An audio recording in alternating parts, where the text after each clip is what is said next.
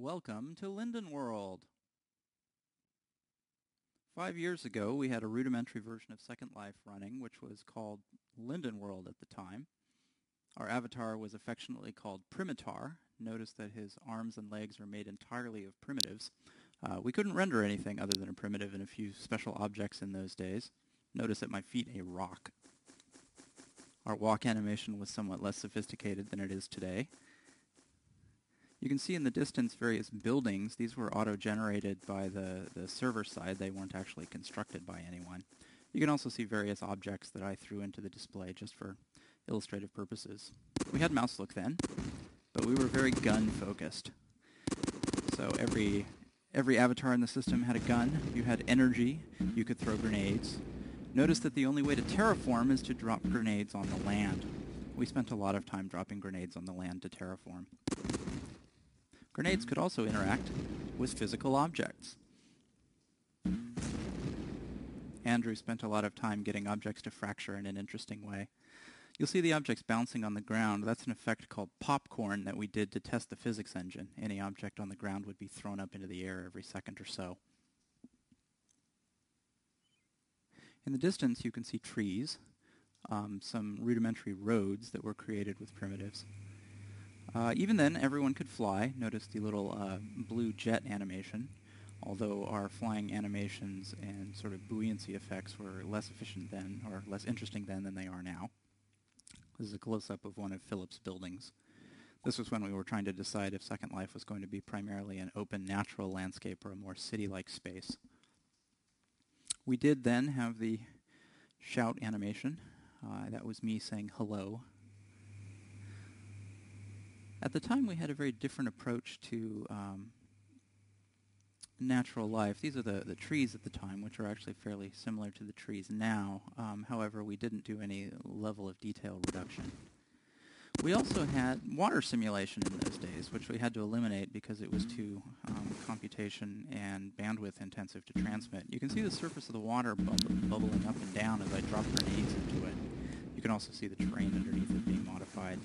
That little thing jumping away there is a bird. We'll look at those again later. We had lots of excitement with the water. It would plink slightly when you shot it. It would bounce more when you dropped grenades into it. I'm just going to blow up this bridge so that we can see the water bounce a little bit better. The land there is at exactly the same height as the top of the water, so you're seeing some Z fighting. One other exciting part of the water was that if you dropped enough grenades into it, you could make it go unstable, so there would be waves jumping up to hundreds of meters in the air. We allowed you to move the sun then as now, and we had a flashlight, a very simple OpenGL lighting effect. So we would run around with the flashlight and light things. People who are extraordinarily interested in lighting will notice that our boxes light horribly because there's, well, problems with the number of vertices we were generating and the normals. That is an Ator. An Ator is kind of like a snake, but actually it's an Ator, perhaps derived from an alligator. These Ators, well, sorry, that's how you created objects in those days. You would spawn them in front of you. Those chirping things are birds. So we had a very primitive ecosystem. The Ators would run around and eat the birds. When the Ators ate the birds, they would get bigger. Birds, of course, lived on rocks. That little Ator there must have just been born. If Ator managed to accumulate enough energy by eating birds, it would reproduce and spawn smaller Ators, which would then eat birds and get bigger. And, of course, you could control the population with your handy gun. Let's see if this little guy gets any bigger. I'm dropping some more birds in hopes that he'll eat one. Unfortunately, the birds are quite rapid. So it's difficult for little Ators to go catch them. Go, Ator! Go, Ator! Did he get one? Nah, the birds are too fast for him. We had clouds then as now, although I think our current cloud sprites look a little bit better. Wireframe looks very similar today as it did then. Again, I think we're spending a little more on the sky these days. We had no attachments at that time. And now it's raining. We had a simulation of wind and cloud density, which we actually still have in Second Life, but at points where cloud density got too high, we would generate this rain effect. And you can see the rain sort of streaming towards us as we fly. Again, rain had to be eliminated because we had no way to detect whether you were indoors and the object inside would occlude the rain. This version of Linden World had a very rudimentary texturing system. In this case, I just changed the texture to a Mondrian painting, I believe. At that point, we did have JPEG 2000 compression, and I believe we would download the entire image before we displayed it. We didn't have any sort of progressive image streaming at that point. But we did have high-resolution images, and they looked pretty good.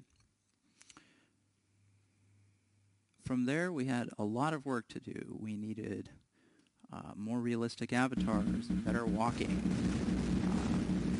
But at the time, it was fun to just drop grenades on buildings and watch them fragment into many, many pieces, and watch them bounce up and down on the floor. This is something we've lost in the latest version of Second Life, but I think the world is still a much better place than it was in August of 2001.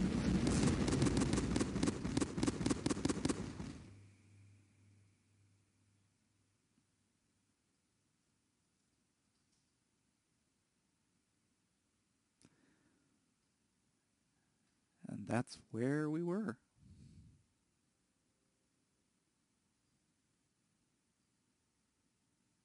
Yes, Philip wrote code in those days. Andrew's still working on Havoc 2.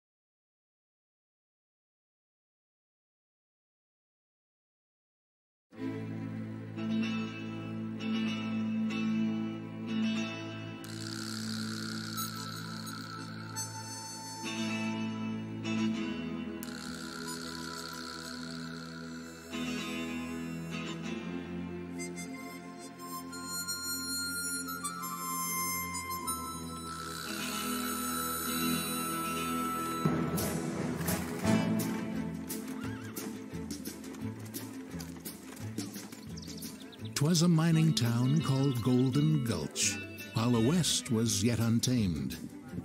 There 2 bad men met, made a bet, and the winnings never claimed.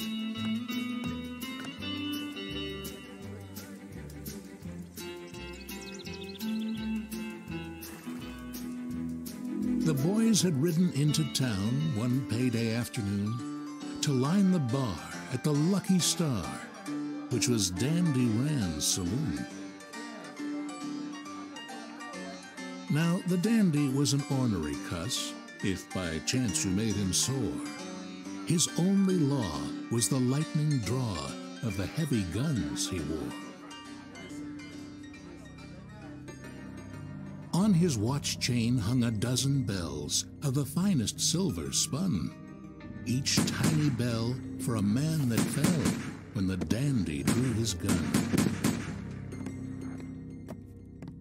They seemed to jingle merrily to a tune that brought him luck, but they rang the bell for the man that fell when the dandy rang them up.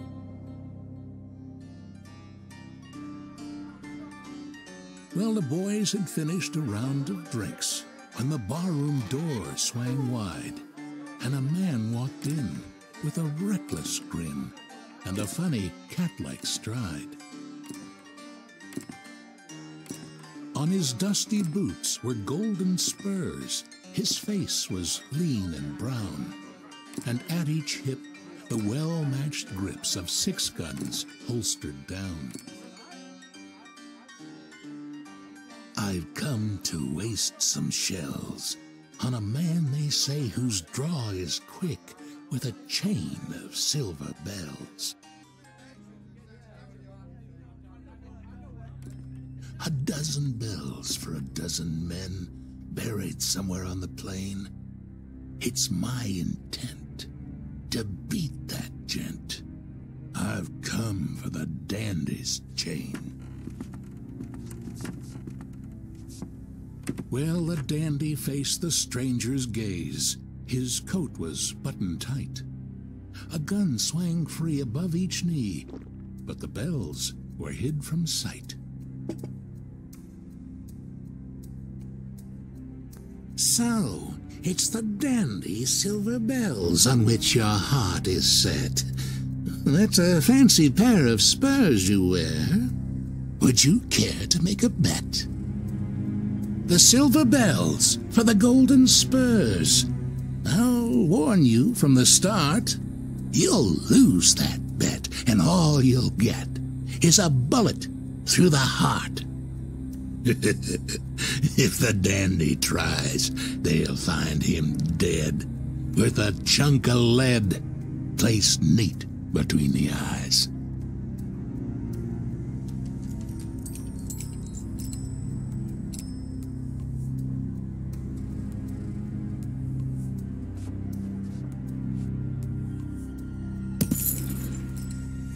Then slowly the dandy's hand went down and unbuttoned his lapel, and there it rest, on checkered vest, the chain of silver bells.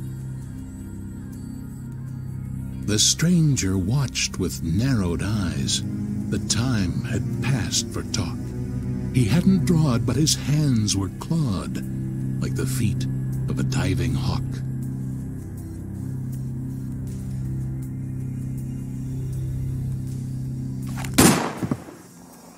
The dandy stumbled to his knees with a look of wild surprise, with a chunk of lead, like the stranger said, placed neat between the eyes. The stranger stood at the end of the bar, apparently unhurt, except for a spot of red that slowly spread beneath the left pocket of his shirt.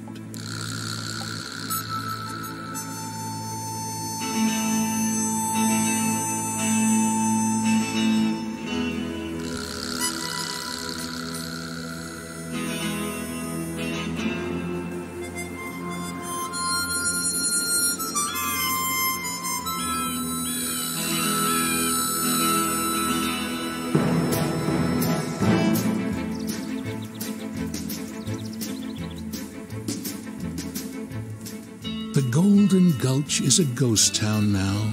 Its mining days are done. There are coyote tracks in the tumbled shacks, bleached white by the desert sun. The Lucky Star is deserted too, all littered with sand and straw, where the laughter rang and the dandy's gang once drank to his lightning draw. And the silver bells and the golden spurs still hang in their place of fame. Above the bar at the Lucky Star, still waiting the victor's claim.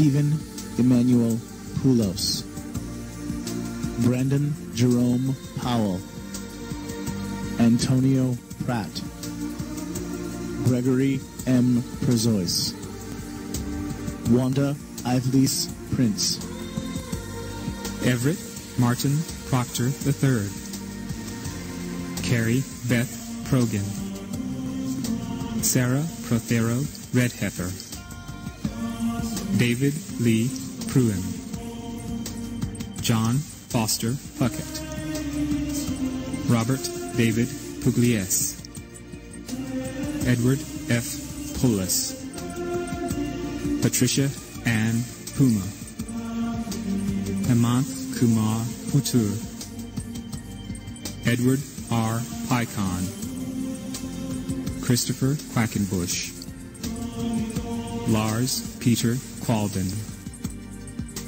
Beth Ann Quigley, James Francis Quinn, Carlos Kishva Quaman, Carol Millicent Rabelais, Christopher Peter A. Raccanello, Eugene Raggio, Laura Marie Ragany Snick, Peter Frank Ragnandi, Harry A. Rains, Estevestan Raja,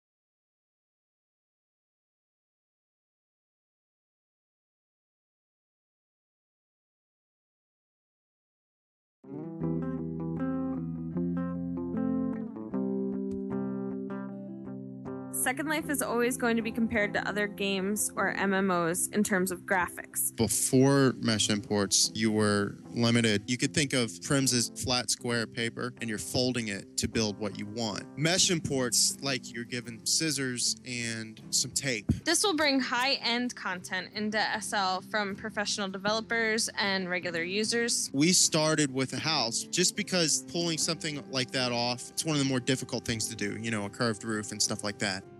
This Buddha statue, that would have been a lot of sculpted prims. Each arm would have to be its own prim, the head would have to be its own prim, etc., etc. The coping around the inside of the roof, it gives you the ability to blend soft, curvy geometry, bring that together with hard right angles. We prefer to use Maya, but you can upload meshes from Blender, which is free, SketchUp, 3ds Max, ZBrush, anything. You have to export it as a Collada file. You can compress about 1 gigabyte of Collada data down to about 40 megabytes. This whole worry about, you know, oh, it's going to cause a lot of lag, it's not going to be as exaggerated as people make it out to be. In fact, mesh content can be streamed down much faster to lower-end computers, so it's really great for the average consumer. This is a level of freedom that I've been looking for ever since I joined Second Life back in 2006.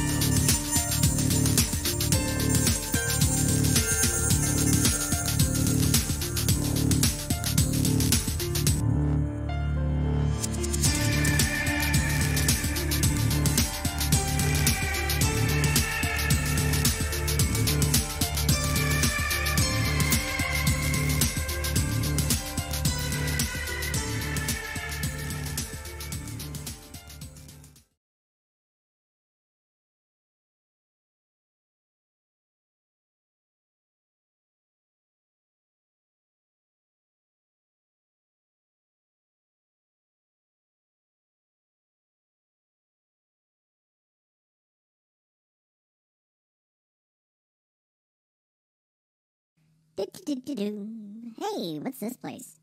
Looks kind of old. What's this here? Lastness Marina. Open to public. No open containers. Please enjoy your stay. Linden Department of Public Works. Huh. Wow. They've been around for a while. I wonder what those guys are like and what they do. Thank you.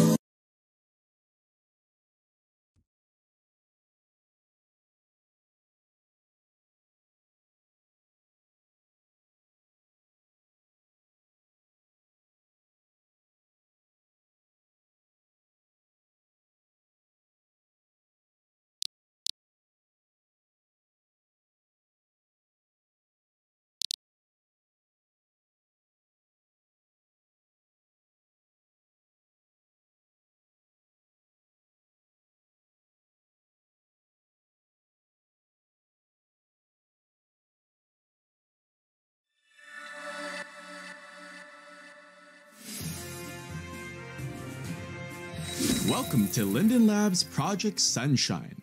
Sunshine is a new way Second Life processes avatar resing during logins and avatar rebake requests. What we're going to show you is how much faster this process is and how it improves your user experience. Prior to Sunshine, you might suffer excessive load times due to the fact that there's a bunch of operations that need to happen each and every time an avatar logs in or changes anything about their outfit. Meanwhile, texture compositing is handled by the viewer. Other users don't see updates until the results are sent to and from the server. Not only does this cause increased load times, but it also introduces failure points that cause avatars to never load. Ever seen a cloud stuck like this? Or blurry bodies? Frustrating! The future is bright. Under the new Sunshine architecture, avatars are no longer composited client-side. We've established a texture compositing server that will handle the processing and exchange in a more efficient way. By taking client hardware and the additional exchange out of the process, we can deliver consistency and reliability to our system. What does that mean for you? Faster load times and higher success rates for everyone resing in world. To bask in the sunshine, you'll need a required viewer update. Here's how the rollout will happen. Linden Lab is planning a 3-stage release. First, a required viewer update is out now. The official Second Life viewer includes important bug fixes you'll need to enjoy the benefits of Project Sunshine, so update today if you haven't yet. Also, actively updated third-party viewers already have Sunshine-enabled versions available. Second, we'll soon roll out a server-side update. It's during this stage that you'll notice significant improvements in avatar load times and reliability. Again, be sure to update your viewer, or after the server stage, avatars won't look right to you. The third and final step will be another viewer update, which includes some polish and will allow you to enjoy the full benefits of Project Sunshine. Don't be cloudy and gray. Enjoy sunshine today.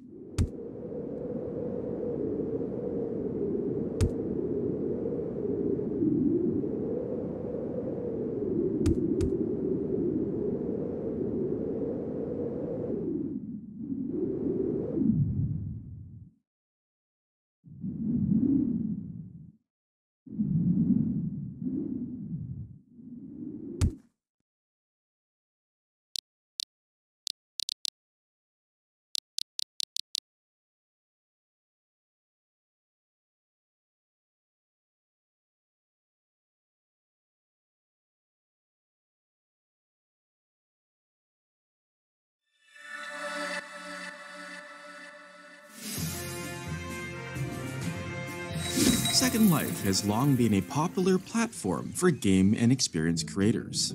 One of the biggest complaints we've heard is about all the annoying permissions dialog boxes that pop up every time you need to interact with a scripted object in an experience. Until now. Introducing the latest in Linden Labs' advanced creator toolset, Experience Keys. This new feature allows you to opt in to an entire experience with one pop-up, and all object permissions remain persistent throughout the experience. If you relog into Second Life, all of your experiences are saved so you don't ever have to opt in again. To get started, go to Me menu, Experiences, then click the Search tab. For example, type C and hit Enter.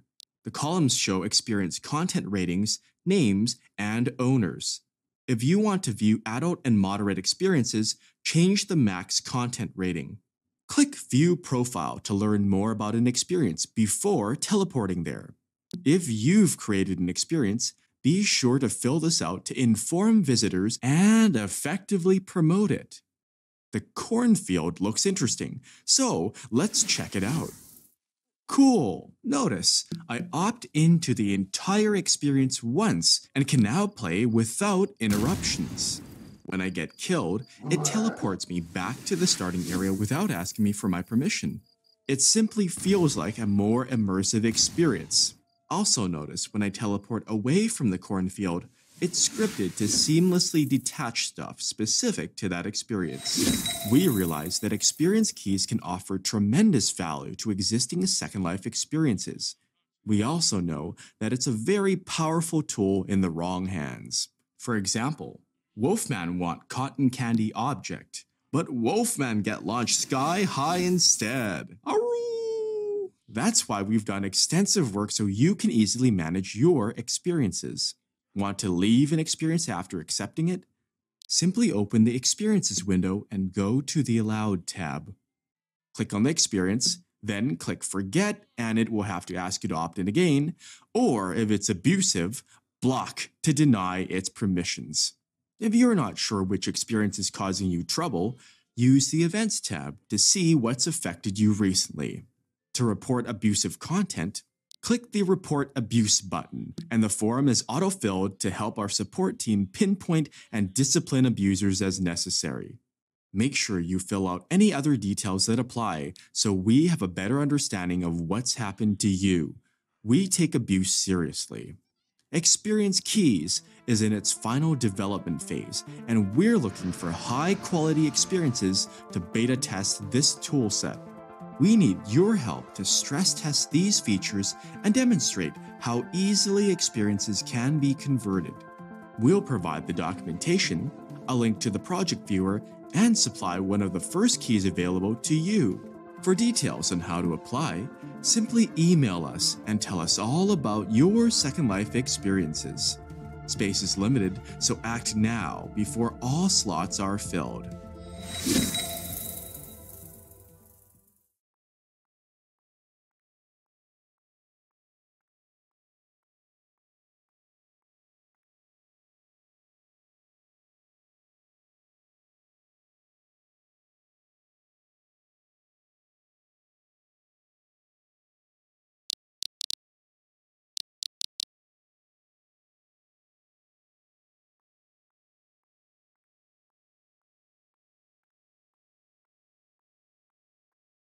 In Second Life, my name is Patch Linden. I learned of Second Life while listening to a local radio talk show host describe his discovery of Second Life, and I decided to try it myself.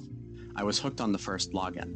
As a member of the Second Life community since the early 2000s, I have been able to experience a fantastic array of communities, lifestyles, people, and types of places demonstrating all walks of life, all connected in a meaningful and immersive environment. For me, Second Life brings an entire world of diversity and openness that was hard to discover in real life elsewhere. I have seen Second Life enable people from all corners of the globe to create, socialize, experiment, develop relations, engage in education or business, and sometimes even those which may follow into the real world. It allows people to really connect in a meaningful way that other telepresence or remote type scenarios do not work well for. There's an increased sense of connectedness when you are virtually placed within an immersive environment, and that provides to always be the most powerful and sticky when it comes to generating remembrance of that experience. Successfully, Second Life has demonstrated over the past 12 years that you can find almost every interest you might have presented in various unique ways. As a platform, it enables opportunities to engage with it for entertainment value or a variety of other practical means. I can find various types of roleplay, games, adventures, and quests. Sometimes I might even be happy with just wandering and exploring the vast continents that comprise the contiguous mainland with all of its hidden, discoverable gems and artifacts. There's a lot of history there. And then I always find plenty of ways to engage in some shopping, hanging out with friends, helping new Second Life residents, taking a class at a popular school campus, or maybe even attending sessions led by NASA about the future of our space programs. At the end of the day, Second Life has been and will always continue to be a significant part of my life.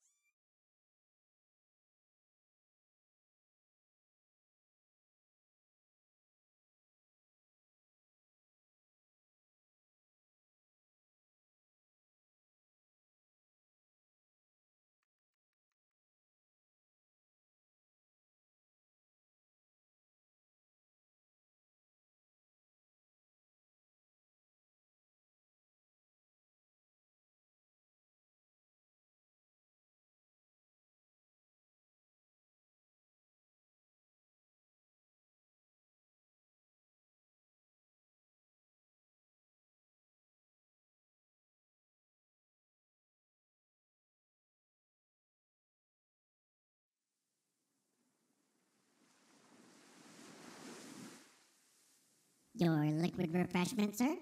Ah, thank you, Flunky. The name is Punky, sir, with a P. You have to what, Flunky? Nothing, sir. Ah, this is alive, eh, Flunky? I finally get to rest after we stop Dr. Talpa and his plan to travel through time and genetically alter dinosaurs. What you mean we, Kimosabi? You had the residents do it for you. And I rewarded them handsomely for their effort. I were the brains and they was the brawn. Right, how could I have forgotten? Get that for me, will you, Flunky? It's Never mind. It's Tyra. What should I say? Tell her things just couldn't be the same. 'Cause I'm free as a bird now, and this bird you cannot change. You did not seriously just ask me to quote Freebird, did you? Heck no, Little Skinner got that line from me. Oh, of course they did. I should have known that. And now you do. Hello, Tyra. This is the answering service of the renowned explorer and poet Magellan Linden. What can we do for you today? Help me, Magellan. You're my only hope. This sounds serious. I wonder what it means. It can only mean one thing. Dr. Talpa is back and has kidnapped Tyra. She's being held in his new, handsomely styled, retro sci-fi themed command center. He plans on turning her into a cyborg to lead his robot army and take over all of Second Life. We have to stop him before he turns her brains into scrambled eggs. Okay, wait. How do you know all of that just from Help Me, Magellan, You're My Only Hope? I got an advance copy of the script and I read ahead. Okay, I guess we're ad-libbing the rest of this then. Oh, Magellan, but how can we stop Dr. Talpa all by ourselves? There is just two of us, and Dr. Talpa has an entire robot army. We would have to first cross the desert canyons and find the key card to enter the mines on the other side. Then we would have to collect the electronic parts to fix a giant circuit board. Only by surviving that could we move on to battle killer robots in the forest of exploding trees? And assuming we make it that far, we still have to sneak past the giant robotic swamp monster. And all of that is just to get to the command center, which has so much security it's nearly impregnable. How in SL are we ever going to do all of that and still save Tyra in time? Why are you smiling? We're going to have the residents do it, aren't we? Yes. While you stay here on the beach. Yep. And they earn rewards. Fabulous ones. But I get to stay here with you. Nope. But why not? Simple, Flunky.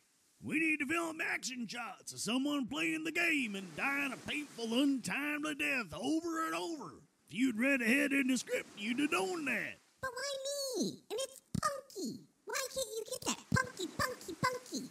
Would you rather rub lotion on my back?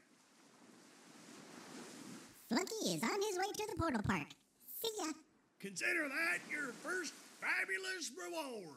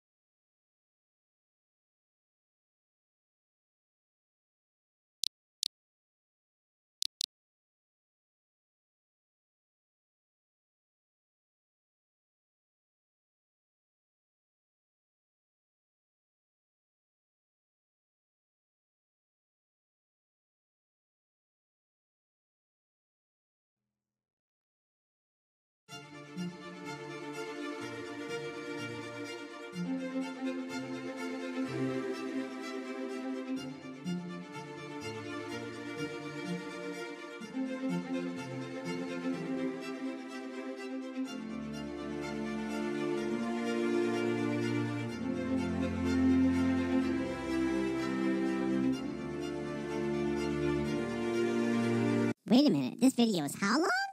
I know, you just want to play the game. How about we just hit the high points now, and then you can watch the full story later. Deal? Coolies. I, Magellan Linden, being of sound mind and sounder body, do hereby state that my final wish is to be launched into space upon my death, so my lifeless corpse may explore the heavens. I don't know what we're going to do without him. What happens if Dr. Talpa comes back? Or worse, who's going to protect the grid now? Okay, let's light this candle. 10, 9, 8, 7, 6, 5, 4, 3, 2, 1, go!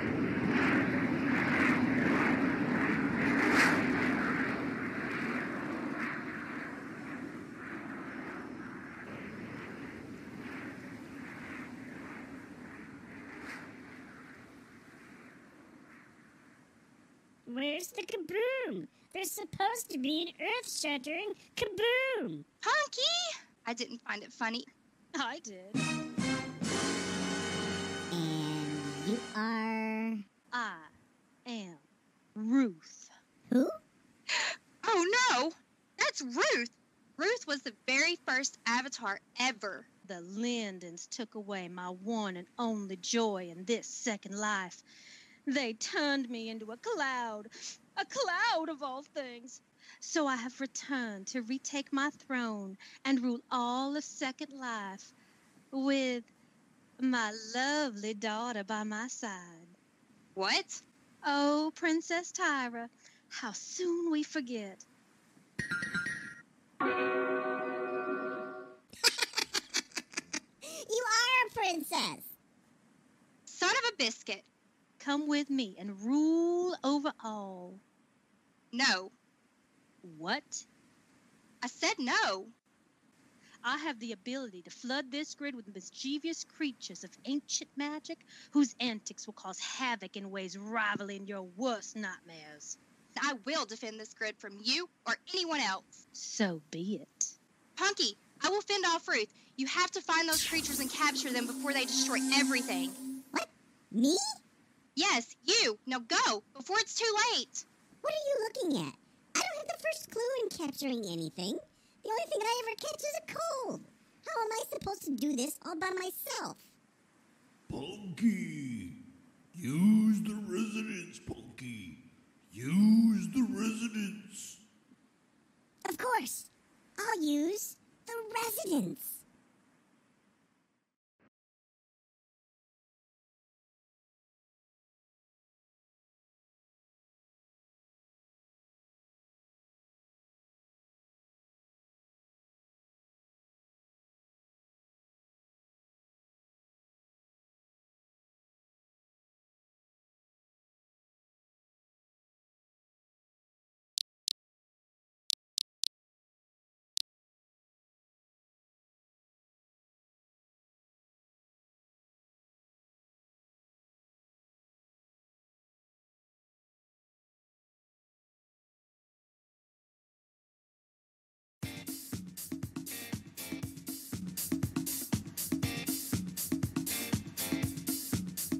Hey, announcer guy.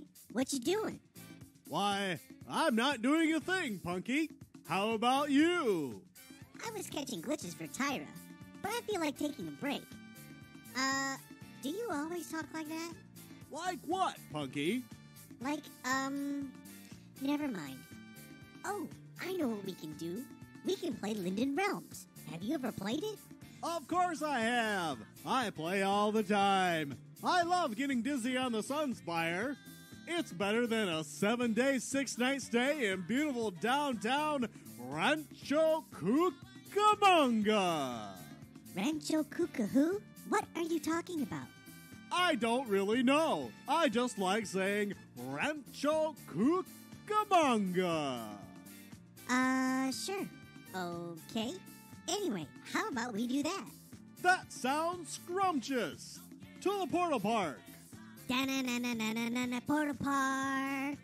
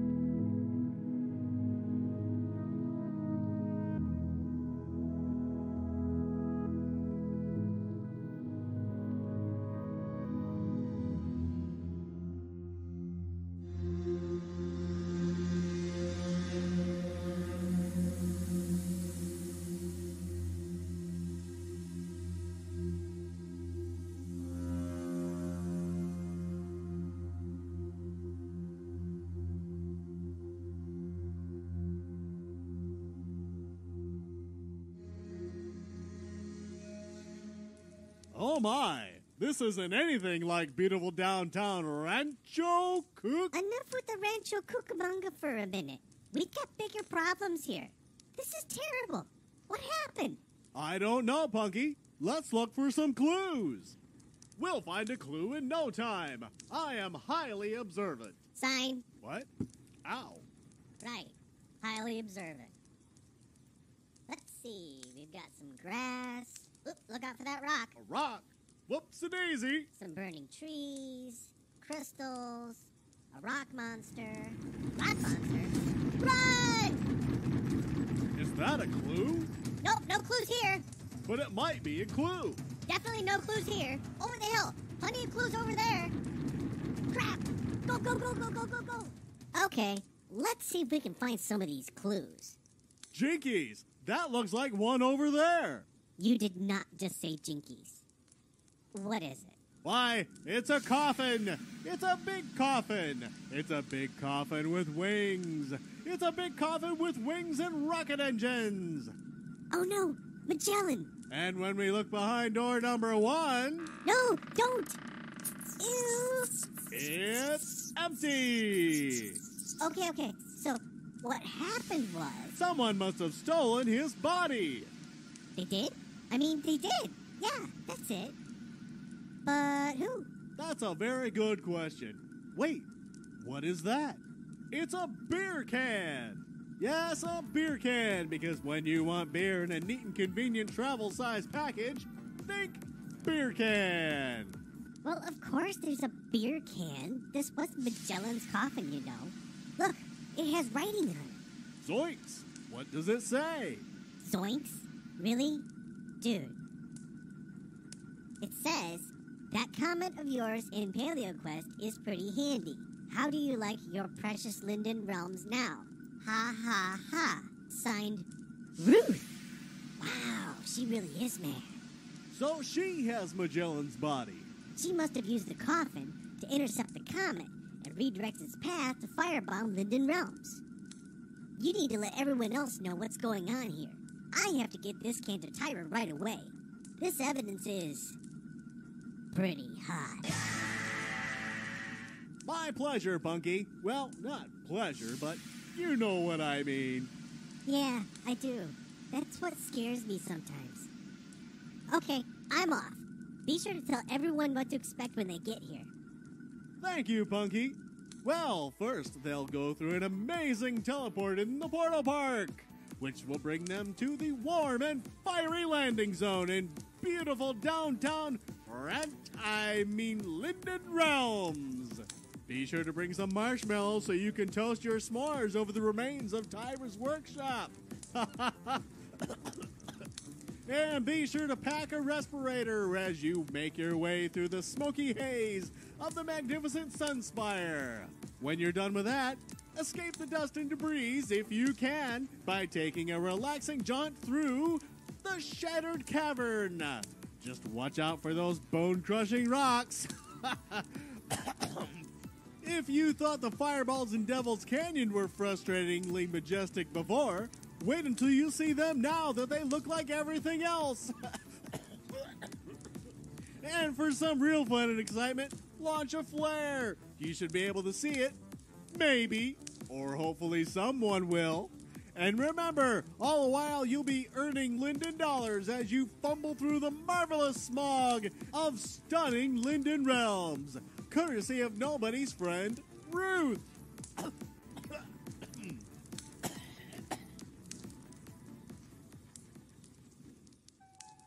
Hello, what's this? Another clue, perhaps? It's a ring. Ouch, it's hot. It has writing on it, too. One ring to bind them through the darkness, or something like that. Must be a wedding ring, maybe. How precious. Uh-oh. Well, it looked pretty cheap anyway. Wasn't even mesh.